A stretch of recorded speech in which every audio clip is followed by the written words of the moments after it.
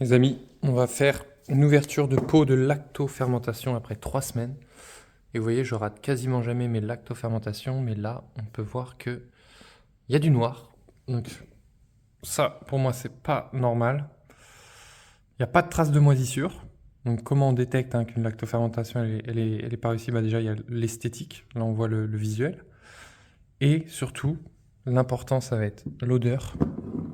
D'accord, si ça pue, ça ne pue pas normalement, ça pue vraiment pas, c'est très bon.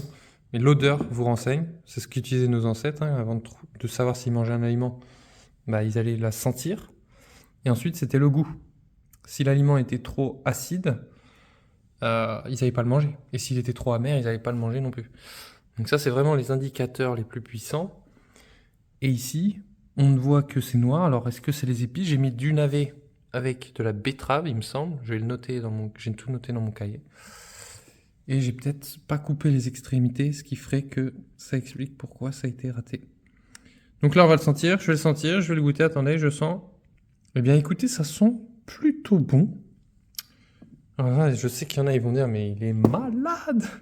Et maintenant, je vais le goûter. Donc c'est parti, je vais le goûter. Je vais chercher une fourchette. Attention, c'est parti. N'oubliez jamais, tout ce qui ne tue pas vous rend plus fort. Les amis, c'est une dinguerie. C'est validé.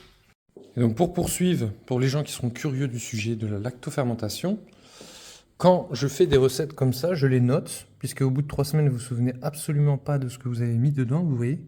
Donc là, j'ai une note 4 navets blancs, un oignon rouge, machin truc. Pour ensuite savoir aussi dans quel bocal ça passe, parce que souvent, quand on fait, on ne sait pas trop si on prend un grand bocal, un petit bocal, etc. Je les note en goût et en rendu visuel. Et ça, je le note à chaque fois. Donc là, j'en ai qui arrivent. Et surtout, je note mes notes. J'ai mis peur que la betterave fasse foirer le tout.